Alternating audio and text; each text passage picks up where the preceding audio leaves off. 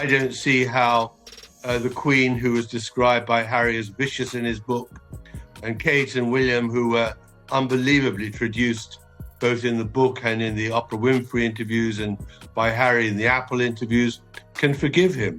I mean, he'd have to eat so much humble pie, and he couldn't cope with the criticism because in his view, he is a target. And so he became hypersensitive and blamed the media for the crashes of his relationship. Drama, scandal, absolute pandemonium. Tom Bower didn't just throw shade on live television. He obliterated the royal facade in front of millions of viewers. When those recordings went viral, we weren't getting some watered-down royal statement. We were witnessing Harry and Meghan completely unfiltered and unguarded. The carefully crafted image crumbled. What exploded across our screens was brutal honesty, behind-the-scenes plotting, and jaw-dropping family feuds. The monarchy's perfect mask disintegrated before our eyes, sending palace officials into panic mode while audiences devoured every scandalous revelation. This time, the dirty laundry wasn't hidden anymore. It was front-page news, and the world couldn't look away from the unfolding disaster. What started as just another morning show segment, the typical royal commentary that fills breakfast television slots across the nation. But Tom Bower had other plans. He transformed it into worldwide breaking news. Relaxed in his studio chair, he gazed directly into the lens with that knowing smirk and announced he possessed information that would shock everyone watching. Moments later, broadcasting legend was being made. So he's a very complicated, depressed, unintelligent man who is seeking a role and has got really nobody on whom he could rely, which is in the end where Meghan stepped in. From the speakers emerged Prince Harry's distinctive voice, calm initially but heavy with underlying tension, oscillating between raw frustration and icy strategic thinking. He was dissecting the palace machinery, exposing intimate family conflicts, revealing the crushing pressure to uphold the monarchy's pristine facade. Then Meghan's voice cut through, deliberate yet unmistakably calculated, unveiling personal schemes and publicity maneuvers that insiders had whispered about for years, but never dared confirm. The fallout was instantaneous. Breaking news banners blazed across screens, social media platforms exploded into chaos, and palace staff allegedly sat paralyzed at their workstations, torn between dialing their legal team or damage control specialists. For viewers worldwide, it felt like witnessing the impossible. Decades of meticulously managed public relations crumbled in mere moments, exposing the brutal, unvarnished reality lurking behind the Sussex fairy tale. When the broadcast concluded, media outlets were in absolute frenzy, and one burning question dominated every conversation. If these secrets had somehow reached the public airwaves, what other bombshells were still buried in the shadows? These leaked recordings weren't mere tabloid fodder. They represented a complete demolition of Harry and Meghan's perfectly orchestrated public persona.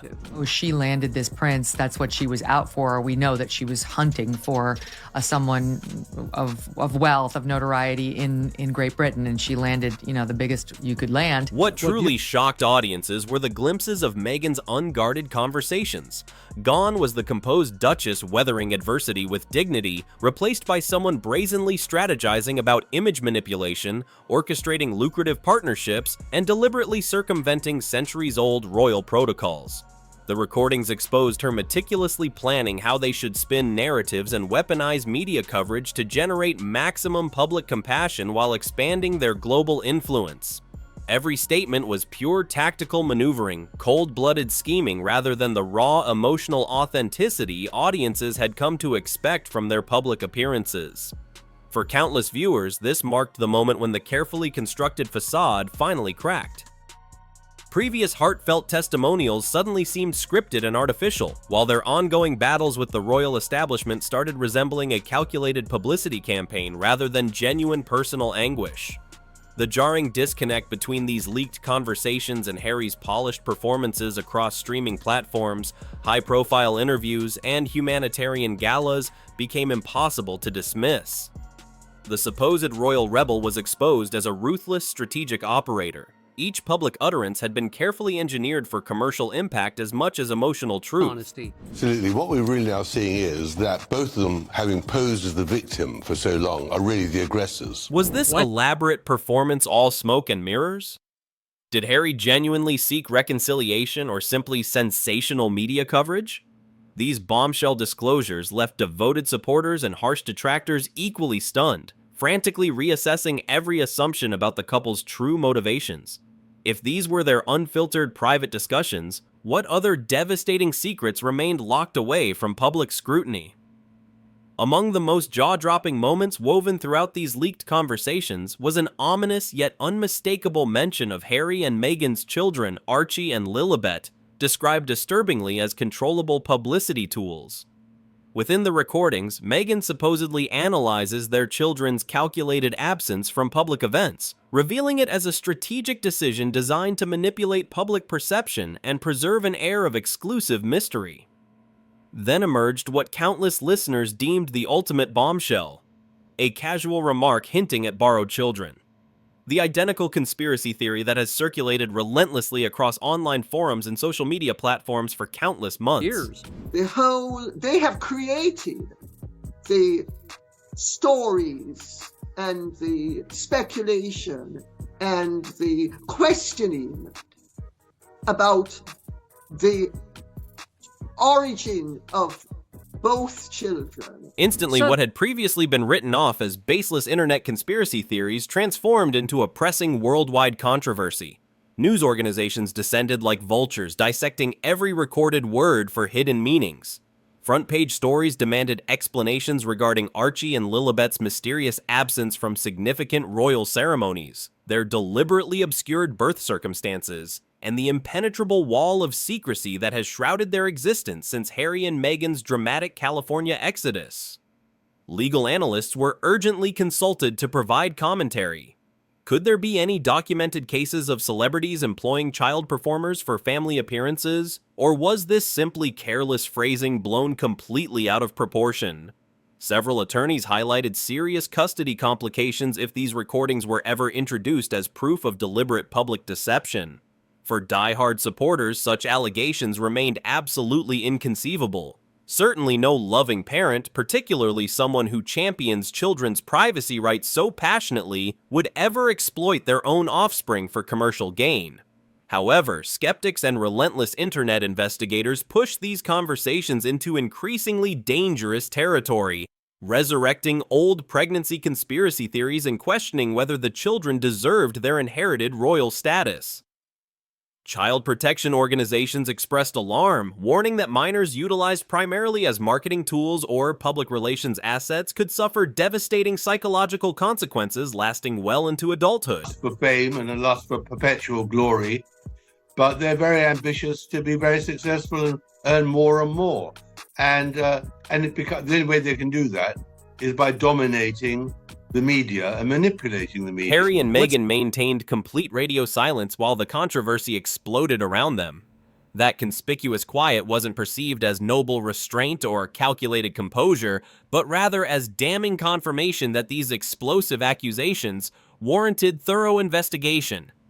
Public fascination reached fever pitch, viral hashtags dominated trending topics, and grassroots campaigns emerged demanding Buckingham Palace issue an official statement clarifying the royal family's position regarding Archie and Lilibet's legitimacy.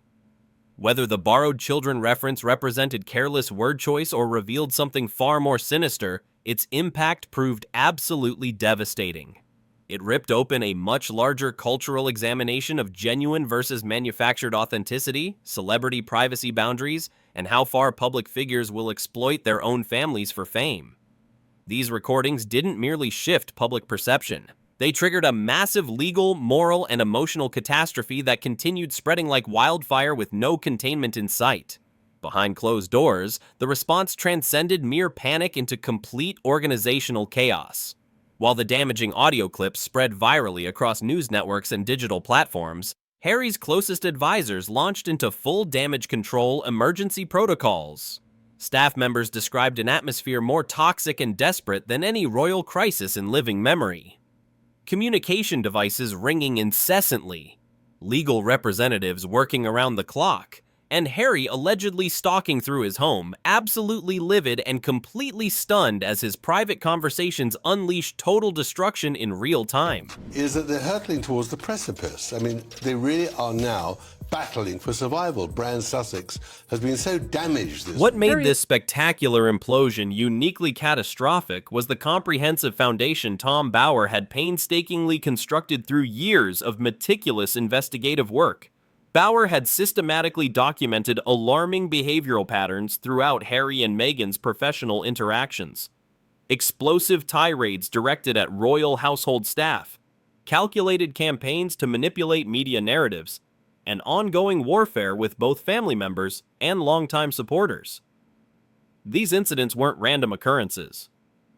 Bower's published exposés and media appearances had already illuminated disturbing episodes where Harry descended into uncontrollable fury over negative press coverage, systematically destroyed decades-old friendships, and reportedly issued direct intimidation tactics whenever narrative control slipped from his grasp.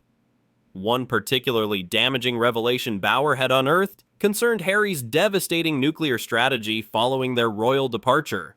Documented evidence of volatile family confrontations, desperate mediation efforts by Charles and William, and purported ultimatums regarding lucrative corporate partnerships and philanthropic associations. Bower had meticulously tracked how upon relocating to Montecito, the couple intensified their paranoid isolation, constructing an impenetrable fortress staffed with publicity manipulators and attack attorneys prepared to obliterate anyone who dared challenge their manufactured image. These underlying structural fractures, previously concealed beneath polished marketing campaigns, suddenly became starkly visible as these latest recordings demolished their remaining protective barriers. The destruction transcended simple public embarrassment into complete interpersonal annihilation. Long-serving loyal staff members desperately sought independent legal counsel, terrified of becoming expendable scapegoats in inevitable courtroom warfare. Meghan maintained calculated invisibility, allegedly rejecting every media approach and abruptly abandoning previously confirmed public commitments. For Harry, these recordings represented the total structural failure of psychological defenses constructed to suppress years of accumulated fury and deep-seated bitterness. The composed, emotionally accessible royal from polished streaming content disappeared entirely, replaced by someone consumed with paranoid victimization, forced to confront the brutal reality that public compassion evaporates when confronted with raw authenticity. With each devastating news cycle, their social isolation deepened exponentially, leaving global audiences speculating about how much further this remarkable downward spiral could possibly continue. No celebrity power couple in contemporary history has constructed and subsequently obliterated their international brand more spectacularly than Meghan and Harry. Their sensational royal family exodus in 2020 was strategically designed to inaugurate an unprecedented era of independence. Massive entertainment contracts, prestigious streaming documentaries, socially conscious business ventures, and an unfiltered platform for sharing their personal truth. However, as 2025's incendiary Tom Bower revelations added explosive fuel to already raging infernos, global audiences witnessed a couple trapped not merely in private dysfunction, but confronting absolute financial and reputational obliteration. These leaked conversations didn't simply materialize at an awkward moment. They're potentially delivering the decisive blow that transforms them from celebrated cultural icons into permanent cautionary tales about unchecked ambition and public manipulation. For months. If you want to make $50,000, you need to have millions of dollars. She hasn't got the money for it. And what's interesting is that there isn't a CEO, there's no chief executive of the As Ever brand to actually develop her products. So there she is with all these ideas, but in the end, it all boils down to herself as the brand. Harry and Meghan's massive $100 million Netflix partnership was heralded as definitive proof their audacious American transformation had succeeded brilliantly. Netflix secured entertainment's most polarizing power couple. Harry and Meghan received unlimited creative freedom to produce award-worthy documentaries and viral unscripted content. The initial buzz surrounding the Harry and Meghan documentary series did create modest streaming numbers, but fell drastically short of the blockbuster audience engagement Netflix executives had anticipated from their flagship productions. By 2023, while media analysts dissected glaring story inconsistencies and global audiences lost interest rapidly, Netflix corporate sources were privately expressing serious doubts about their investment's long-term profitability. Ms. Markle doesn't have friends. She doesn't do friends. She does business contacts. That's why she had no one at her wedding who she knew from before she started Suits. Every single one of her childhood friends, her school friends had all been ditched. The statistics reveal a devastating reality. Following the initial surge, every subsequent release from Heart of Invictus to Meghan's abandoned animated project attracted progressively smaller viewerships. Behind closed doors, Netflix leadership allegedly grew increasingly exasperated with the couple's chronic underdelivery and constantly shifting creative visions. Multiple projects were discreetly terminated. Meghan's anticipated children's program, Pearl, completely vanished into development limbo. By early 2024, entertainment industry publications were openly speculating that contract renewal seemed impossible, and Netflix officially announced the separation that July. Once international media finished analyzing the partnership's spectacular failure, one central conclusion emerged. Harry and Meghan could generate headlines, but they couldn't maintain audience loyalty. The destruction extended far beyond Netflix's corporate boardrooms. Spotify, which had secured Meghan and Harry through an exclusive multi-year podcasting agreement, abruptly severed ties after merely one season of Archetypes. Despite promising debut numbers, Meghan's program collapsed under sluggish interview formats and widespread backlash over utilizing pre-recorded segments rather than authentic live conversations. Listeners abandoned the show while corporate sponsors fled entirely. One Spotify executive infamously branded the Sussex operation as opportunistic scammers, a damning characterization that dominated social media discussions for countless weeks afterward. I don't see how the Queen, who was described by Harry as vicious in his book, and Kate and William, who were unbelievably traduced both in the book and in the Oprah Winfrey interviews and by Harry in the Apple interviews, can forgive him. I mean, he'd have to eat so much humble pie. Meanwhile, Meghan's ambitious pursuit to become America's premier lifestyle entrepreneur spectacularly imploded as American Riviera Orchard, her venture into artisanal preserves and luxury home goods, collided with insurmountable legal obstacles and trademark denials. For someone whose celebrity status relies entirely on calculated publicity campaigns and media manipulation, each commercial disaster transformed into global headline news. Her attempted rebranding efforts encountered identical setbacks: allegations of intellectual property theft, brand confusion with established companies, and complete invisibility within oversaturated social media markets. Harry's individual reputation suffered equally devastating setbacks. Attempts to build meaningful influence through humanitarian initiatives were overshadowed by persistent questions regarding the couple's deteriorating financial situation and constantly changing objectives. Philanthropic supporters experienced complete exhaustion. The Archwell Foundation witnessed dramatic donation declines as critics openly accused Harry and Meghan of exploiting charitable work for personal image rehabilitation. Even before the Bauer recordings exploded publicly, the couple's credibility resembled a precarious house of cards. Public faith in their carefully constructed stories had completely disintegrated.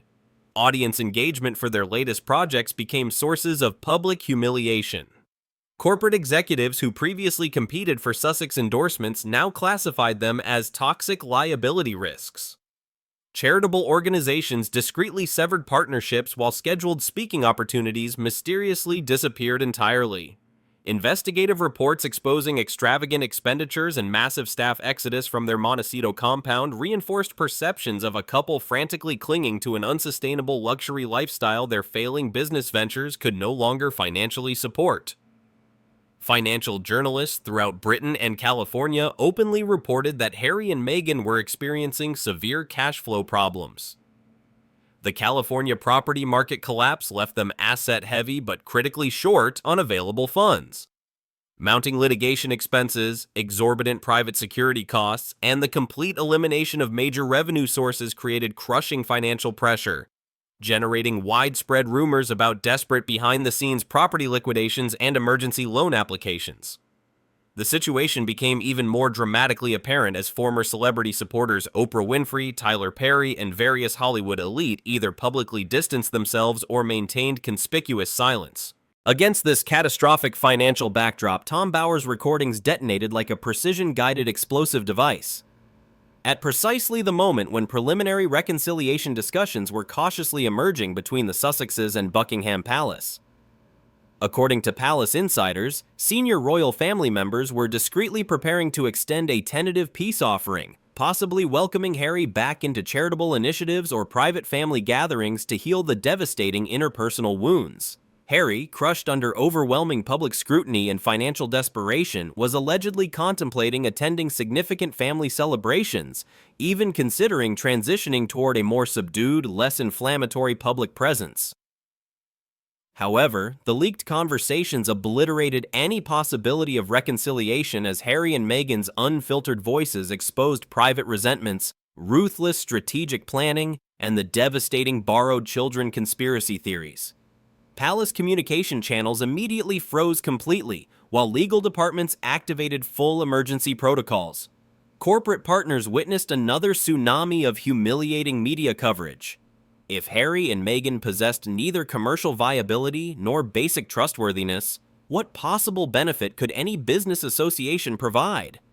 Major brands initiated urgent reputation damage assessments. Prominent charitable organizations and nonprofit institutions announced immediate partnership evaluations and temporary collaboration suspensions. Even within their Montecito fortress, staff members described an atmosphere of paralyzing fear and uncertainty. Scheduled diplomatic negotiations were suspended indefinitely. Royal advisors began issuing warnings about potential legal complications that could severely impact fundamental family relationships, including supervised access to royal grandchildren. The likelihood of prolonged court battles increased exponentially, leaving the Windsor family more permanently divided than anyone previously imagined possible. If there had existed even the slightest possibility of eventual reconciliation, Bowers' recordings made such hopes completely impossible. Palace representatives allegedly informed British media outlets that absolutely no interest remained in any form of family reunion. Meanwhile, public opinion surveys demonstrated dramatically declining support for Harry's potential return to official royal responsibilities, while newspaper headlines proclaimed the complete destruction of the Sussex brand, reflecting widespread recognition that commercial failure, family estrangement, and public scandal had created an unstoppable downward spiral toward total irrelevance.